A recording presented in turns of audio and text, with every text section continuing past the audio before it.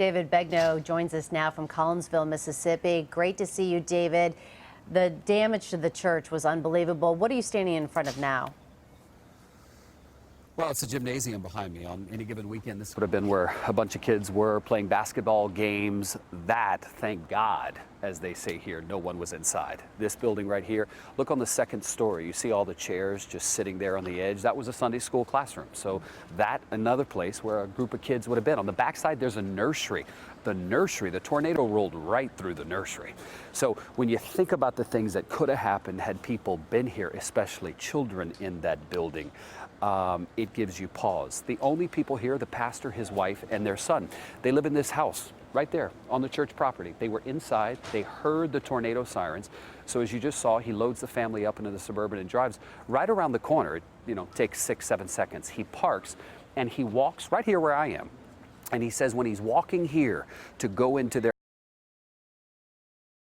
church that's been designated for tornadoes, he hears the tornado coming and he starts yelling, "We got to go." And so he pushes the family and they all get under that desk. As he describes it to me, he said he was like on top of his wife and then he had his son underneath his arm.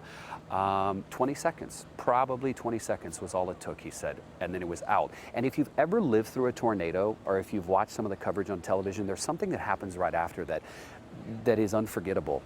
The stillness and the silence. As soon as a tornado rolls through, everything gets eerily quiet, and that's exactly what they say happened here. David, with all that damage, any reports of deaths or injuries? None. And the pastor was saying it's miraculous. When we did the CBS Evening News last night, there were 9 million people under the gun from the Gulf Coast up toward Illinois. And sure enough, at about 3:15 yesterday afternoon, the first tornado warning. And then it started rolling out. And it just started in southwestern Mississippi and just marched its way northward. And for the most part, it rolled through rural areas. So you had 2 houses here. And the way tornadoes work is, they'll hit a house, they'll hit a second one, and then they'll leave 5 untouched. And so that's what happened here. You got the church, just every building probably on this property needs to be torn down. But then you have one house I'm looking at, I don't know, probably 30 yards away. It's fine.